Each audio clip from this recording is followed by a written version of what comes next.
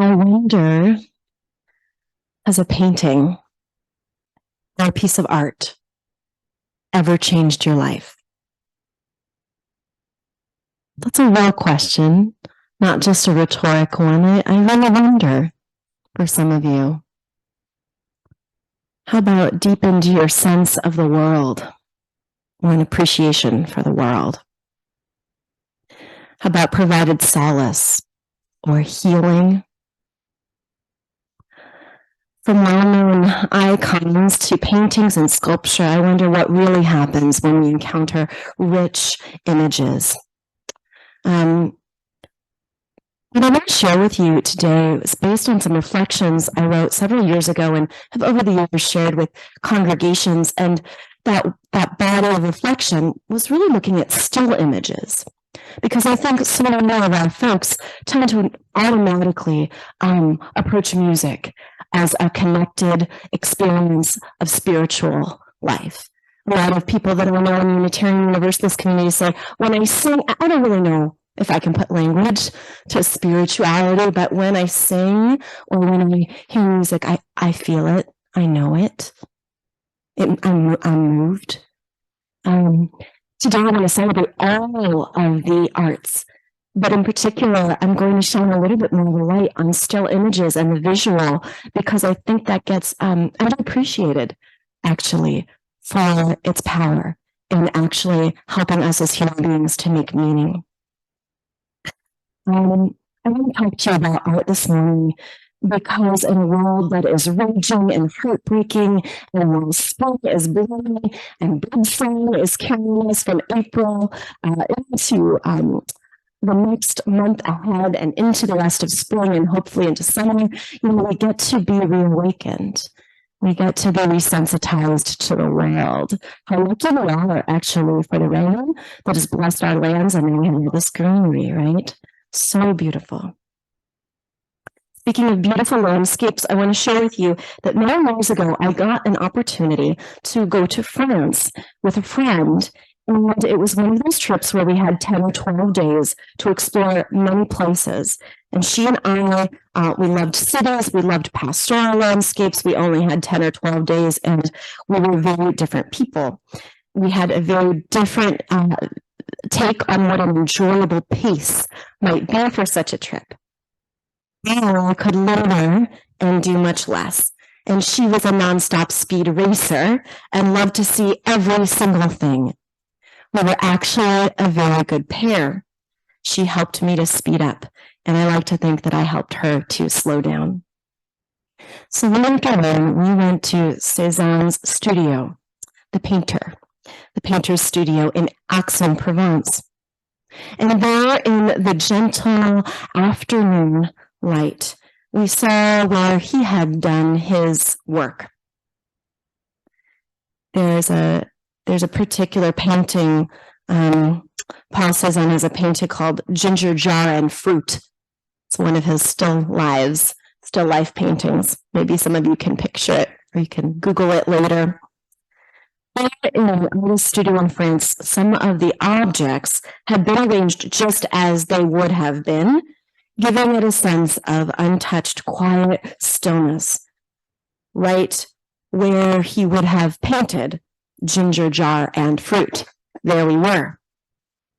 And in that quiet stillness, there was a sense of transcendent time, at least that I experienced. Standing in that studio, I breathed deeply and thought about how many years before it had been that a person had been standing in the same place, meditating on how the fruit in the dish was just so, and the best way to capture it in paint in vivid colors, such that the fruit would seem to jump from the paper and almost land so many years later into my hands. It was just an exquisite moment there in the sunlight. It felt like a portal into another world, connecting the past and the present in a way that I would almost describe as a communion with the sacred. Now, those are not words I would have used then, because I'm describing an experience I had in my in my 20s, I didn't have access to the kind of language that I later had as I moved through my own spiritual and religious life and became a union minister. But I use these words now. And I mentioned this to you all, friends, when I was here once before. But of all the many books that I acquired becoming a minister in divinity school over a decade ago, the one that stands out most to me is a very small volume from a course that I took on pastoral perspectives. And of all things, it's a book about art. This book called Image and Spirit by Karen Stone, whose voice I shared earlier just a few moments ago, is one of the most beautiful books that I think I have ever read. It's an unusual book that speaks right to my heart and soul. And in that book, she explores the link between images and spiritual life. She meditates and reflects upon why images can be so vital, can be so connective, so healing, even how they can engage us in a transcendent experience of meaning making. Here's a little bit more of Karen Stone. She writes, mystery is not a riddle to be solved.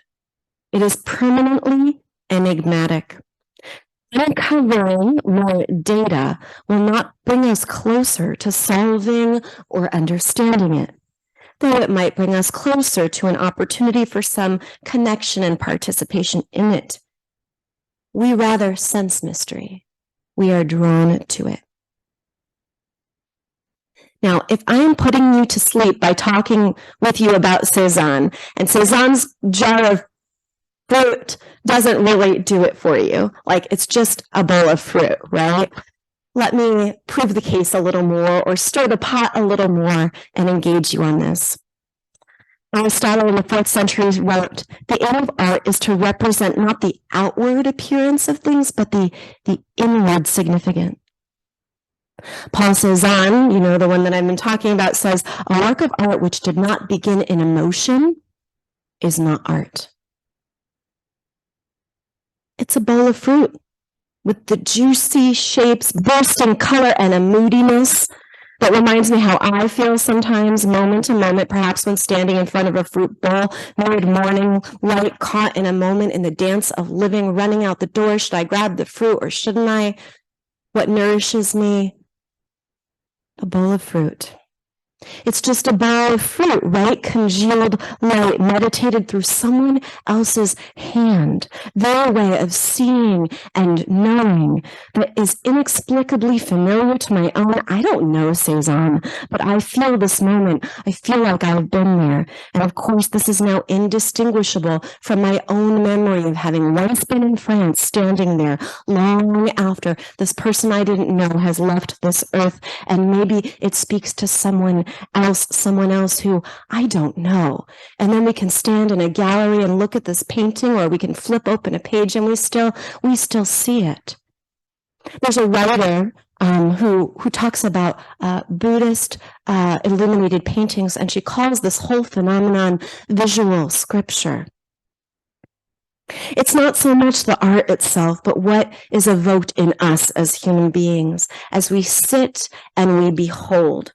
As we wrestle to understand, art can resensitize us to ourselves in the world if we spend some time with it. Karen Stone writes, art at its best makes concrete what language and religious language cannot. The intangible, private, or communal moment when we encounter being. The very intangibility of these moments can be understood through the image of depth. And here she invokes Paul Tillich, who's a theologian and philosopher regarding the depth dimension, the depth of our lives, the depth of time as opposed to the length of time, the depth of suffering as opposed to the heights of suffering, the deep joy as opposed to the fleeting pleasures. These are the kinds of dimension that art reaches. I wonder how art moves you and about your own creative process. I realize I might have gotten a little esoteric there, and you might be thinking, wait, what? What is she saying? So let me make it a little bit more clear through the lens of a story. Back when I was in high school, I was having an in time internally, like many high schoolers do. Externally, it looked like things were going pretty well. I wasn't the most popular kid on the block, but I had my friends for sure. I was engaged in school and after school activities like diving, team, and being in theater.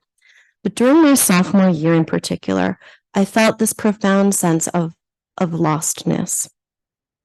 I was absorbing a lot of mixed messages at the time about women's beauty in particular, how one should think or act or really should look, and it was getting to me. I think I was depressed deep inside, yearning, restless for something different. I could have seen a therapist, and when I think back, I'm probably sure that I did. But one particular fall, it wasn't a visit to the therapist that I needed. It was something else. Mom, will you take me to the art museum? It seemed to come from nowhere, something inborn deep inside me. On a rainy day, my face made up with makeup, with concealer, as was the custom at my high school to wear, and I had just learned to use, I eagerly got in the car with her and started rubbing it off my face. We went to the Legion of Honor in San Francisco, and there I sat before paintings and collages and sculptures. And somehow what was inside me felt a little less restless and a little more still. And I was moving through the galleries and my breath seemed to come back into my body. And I think what I craved at 16 years old was to be in the presence of something beautiful.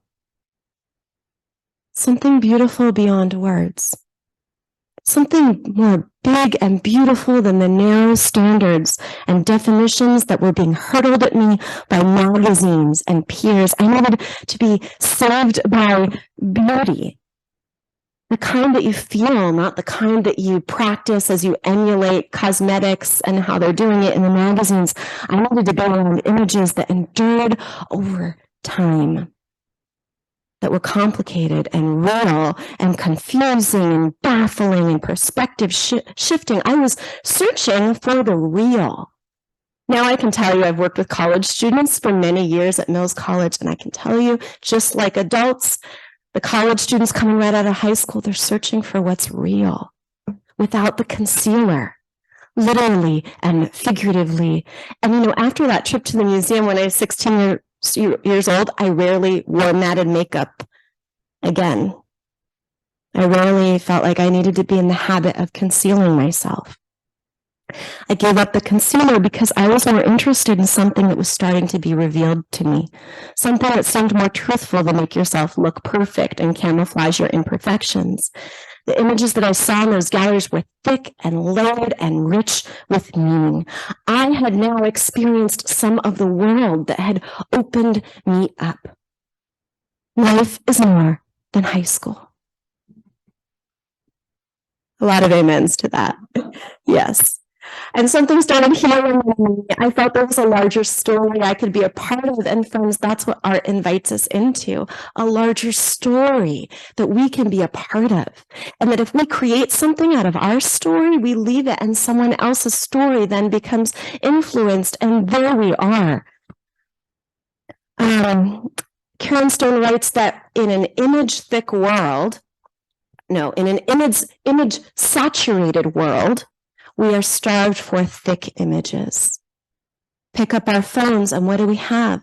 Images, images, images.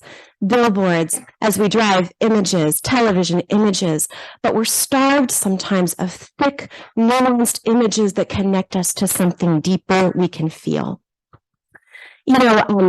The arts funding for the arts is notoriously sporadic and endangered, but I have some good news for you, friends. Last year, California passed Proposition 28, which released a bunch of new funds into our public schools to help support the arts. So we're in a process of healing and I hope championing a world in which, at least in the United States, our kids can still become explorers of the arts. And I'll tell you, I don't think the arts are just for like icing on the cake of life. Rather, the arts help us deeply restore our sense of self and help us engage other perspectives. arts, rather than being luxurious, I would say are necessity. And we can also see that clearly because in ages in which there's a rise of fascism, who are among the first dissidents to be shut down? It's the artists. When we catch images or see art that takes our breath away or that is filled with layers of meaning that touch us, it can transform us. And I think this is worthy to celebrate. I'm going to share with you one more quick story, and again invite you to meditate on your own relationship to the arts. So I graduated from high school. I went to France. And then in my 20s, and I might have shared a piece of the story when I was with you before, my father experienced a debilitating stroke. He lost his abilities to read, write, and speak. And he's been on a journey ever since to recover his abilities. And he's a go-getter. He's the reason I became a Unitarian Universalist minister, because I was raised Unitarian with him. And our congregation of origin wrapped their loving arms around our community, around our family when that happened. And I was in my early 20s. So my father was in a rehabilitation hospital. Before that, he was actually in a coma. So for several weeks, he was in a coma in Pennsylvania, and I was in my early 20s. At that time, I would take long walks, taking a break from being at his bedside. And some of the long walks I took led me down to the Philadelphia Waterworks, where there was a small but incredible museum of all Rodin sculptures. I would stare at those sculptures for hours, thinking about my father's seemingly frozen and paralyzed body. The structure of the sculpture is also frozen, but also so alive. Friends, I can't really tell you in words about the insights that I had there, but I can tell you about how I just wanted to be in the presence of those sculptures and found some fundamental ease of spirit knowing that someone had taken the time to render humanity in marble, that we as human beings mattered enough to be noticed at the most basic level. It was like those sculptures were keeping me pastoral company. They didn't ask me to talk about what was happening, but I saw in them mirrors of my own human experience. There were all the characters of life in the cathedral, at the gates of hell, in the kiss, in the eternal springtime.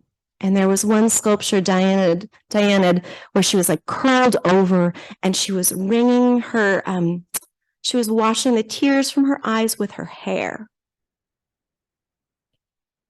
And I thought, someone understands. Other people have felt this way before.